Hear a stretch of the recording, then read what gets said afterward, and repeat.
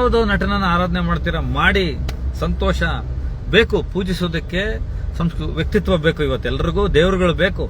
ಎಲ್ಲರಲ್ಲೂ ದೇವ್ರು ಹುಡ್ಕೋದು, ನಮ್ಮ ನಾಯಕನನ್ನು ಹುಡ್ಕೋದು, ಒಂದು ರೋಲ್ ಮಾಡೆಲ್ನ ಹುಡ್ಕೋದು ಬೇಕು. ಹಬ್ಬ ಮಾಡಿ, ಜಾತ್ರೆ ಮಾಡಿ, ಸಿನಿಮಾಗಳನ್ನು ಸಂಭ್ರಮಿಸಿ, ಅದರಲ್ಲಿರುವ ಕಂಟೆಂಟ್ ಅನ್ನು ಹೇಳಿ, ಈ ಥರದೊಂದು ಒಂದು ವಸ್ತು ವಿಷಯನ ನನ್ನ ಹೀರೋ ಮುಟ್ಟಿದಾನೆ ಅಂತ ಹೇಳಿ ಅದನ್ನ ಬಿಟ್ಟುಬಿಟ್ಟು ನಿಮ್ಮ ಬದುಕನ್ನು ಹಾಳು ಮಾಡಿಕೊಂಡು, ಪೊಲೀಸ್ ಸ್ಟೇಷನ್ ಕೋರ್ಟ್ಗಳನ್ನು ಅಳ್ಕೊಂಡು, ಕೇಸ್ಗಳಲ್ಲಿ ಜೈಲುಗಳಿಗೆ ಹೋಗಿ, ನಿಮ್ಮ ವ್ಯವಸ್ಥೆನೇ, ಚಿತ್ರಣನೇ ನೀವೇ ನಾಶ ಮಾಡಿಕೊಂಡು ಮಾಡುವವರ ವಿರುದ್ಧ ಒಂದು ಯುದ್ಧ ಆಗಬೇಕಲ್ವಾ? ಕಾನೂನಿನ ಯುದ್ಧ ಆಗಬೇಕು ಅಥವಾ ಸಾಂಸ್ಕೃತಿಕ ಯುದ್ಧ ಆಗಬೇಕು. ಯಾವ ಥರದಲ್ಲಾದ್ರೂ ಒಂದು ಪ್ರತಿರೋಧ ವ್ಯಕ್ತಪಡಿಸ್ಬೇಕಲ್ವಾ ಅಂತ ಹೇಳಿರೋದನ್ನು ಬಿಟ್ಟರೆ, ನಾನು ಬೆಳಗ್ಗೆಯಿಂದ ನಿನ್ನೆಯಿಂದ ನೋಡ್ತಾ ಇದ್ದೀನಿ. ಅದು ಆ ನಟರ ವಿರುದ್ಧ ಮಾತಾಡಿದ್ರಂತೆ, ಆ ನಟರ ಪತ್ನಿ ಮಾತಾಡಿದ್ರಂತೆ, ಇನ್ನೊಬ್ಬರು ಮಾತಾಡಿದ್ರಂತೆ. ಹೀಗೆ ತುಂಬ ಜವಾಬ್ದಾರಿ ಇರುವವರು ಬೆಂಕಿಯನ್ನ ಆರಿಸಿ ಅದನ್ನ ಬೆಳಕಾಗಿಸುವಂತ ಕೆಲಸ ಮಾಡಬೇಕು. ನಾನಂತೂ ಆ ವೃತ್ತಿ ಧರ್ಮಕ್ಕೆ, ಮನೋಧರ್ಮಕ್ಕೆ ಸೇರಿದವನಲ್ಲ. ಬೆಂಕಿ ಹಚ್ಚಬಾರ್ದು. ಸೊ ಯಾವ ನಟರುಗಳ ನಡುವೆನೂ ಬೆಂಕಿ ಹಚ್ಚಬೇಡಿ. ಮಾರ್ಕ್ ಸಿನಿಮಾ ತಂಡ 45 ಸಿನಿಮಾ ತಂಡಕ್ಕೆ ಶುಭಾಶಯ ಕೋರಿದೆ ಅಧಿಕೃತ ವೇದಿಕೆಗಳ ಮೇಲೆ. ನಮ್ಮೆಲ್ಲರ ಪ್ರೀತಿಯ ಶಿವಣ್ಣ, ಮಾರ್ಕಿ ಒಳ್ಳೇದಾಗ್ಲಿ ಅಂತ ಹೇಳಿದ್ದಾರೆ. ಉಪೇಂದ್ರ ಅವರು ಹೇಳಿದ್ದಾರೆ. ಅರ್ಜುನ್ ಜನ್ಯ, ಕಿಚ್ಚ ಸುದೀಪ್ ಅವರಿಗೆ ಸ್ವತಃ ತಮ್ಮ ಇದ್ದಾಗೆ.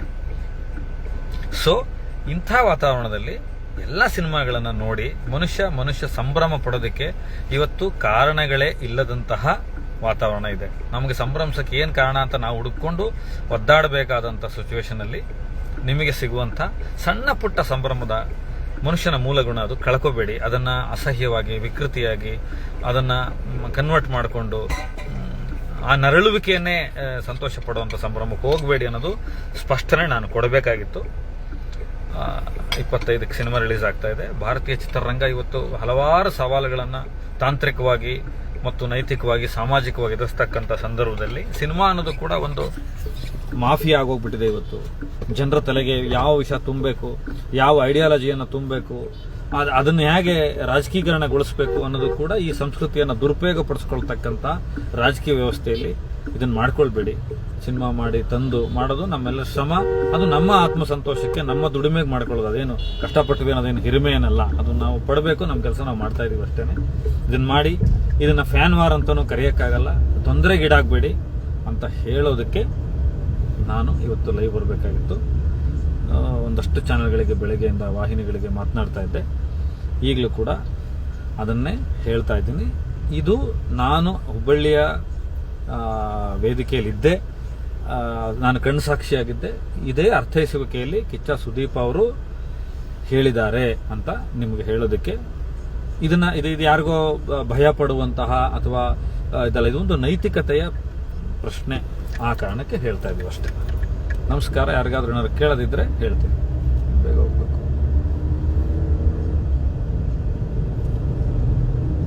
Thank you. ನೋಡ್ತಾ ಇದ್ದವರೆಲ್ಲರಿಗೂ ಇದನ್ನ ಒಂದಷ್ಟು ಜನರಿಗೆ ತಲುಪಿಸಿ. ಒಳ್ಳೆ ವಿಚಾರಗಳು ಹಬ್ಬಲ್ಲ, ಕೆಟ್ಟದೇ ಹಬ್ಬೋದು, ವಿಷಯವೇ ಹಬ್ಬೋದು. ನೀವು ಒಳ್ಳೇದು ಹೇಳಿದ್ರೆ ಹಬ್ಬಲ್ಲ. ಆದರೂ ಹೇಳಬೇಕಾದ್ದು ನನಗೆ ಹೇಳಬೇಕು ಅನ್ನಿಸ್ತು, ಮನಪೂರ್ವಕವಾಗಿ ಹೇಳ್ತಾ ಇದ್ದೀನಿ. ಏನಾದ್ರು ಪ್ರಶ್ನೆಗಳಿದ್ರೆ ಯಾರಾದ್ರೂ ಕೇಳಿದ್ರೆ ಹೇಳ್ತೀನಿ.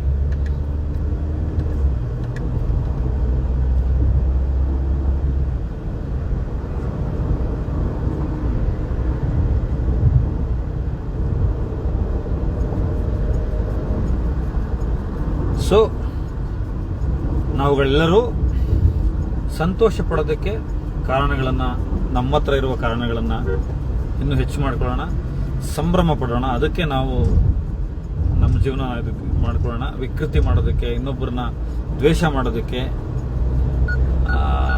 ನಮ್ಮ ಸಮಯನ ಹಾಳು ಮಾಡ್ಕೊಳ್ಳೋದು ಬೇಡ, ನಮ್ಮ ಶಕ್ತಿಯನ್ನು ವಹಿಸೋದು ಬೇಡ ಅಂತ ಹೇಳ್ತಾ, ಉಮಾದೇವಿ ಐ ಆಮ್ ಗುಡ್ ಮಾ, ಚೆನ್ನಾಗಿದ್ದೀನಮ್ಮ, ನೀವೇ ಆಗಿದ್ದೀರಾ ಮಾಡ್ತಾ. ಇದನ್ನೆಲ್ಲ ಯಾರು ಫ್ಯಾನ್ ವಾರ್ ಅಂತ ಕರೆಯಲ್ಲ. ಇನ್ನೊಂದಿನ ನಾನು ಫ್ಯಾನ್ ವಾರ್ ಅಂದರೆ ಅದೊಂದು ತುಂಬ ಆರೋಗ್ಯಕರವಾದಂಥ ಸ್ಪರ್ಧೆ. ಅದು ಚಂದ. ಅದು ಫ್ಯಾನ್ ವಾರ್ ಅನ್ನೋದು ಇದು ಈ ಸ್ಯಾಡಿಸಮ್ಗೆ, ವಿಕೃತಿಗೆ ಫ್ಯಾನ್ ವಾರ್ ಅಂತ ಹೆಸರಿಡೋದು ಬೇಡ. ಅನಗತ್ಯವಾಗಿ ಯಾರ್ಯಾರನ್ನೋ ತಂದು ಒಂದು ವಾತಾವರಣನ, ಚಂದವಾಗಿರತಕ್ಕಂಥ ಒಂದು ವಾತಾವರಣನ ಕೆಡಿಸೋದು ಬೇಡ, ಆ ಮನಸ್ಥಿತಿಯನ್ನು ಅಂತ ಹೇಳ್ತಾ ಎಲ್ರಿಗೂ ನಮಸ್ಕಾರ, ಧನ್ಯವಾದಗಳು, ಶುಭ ದಿನ.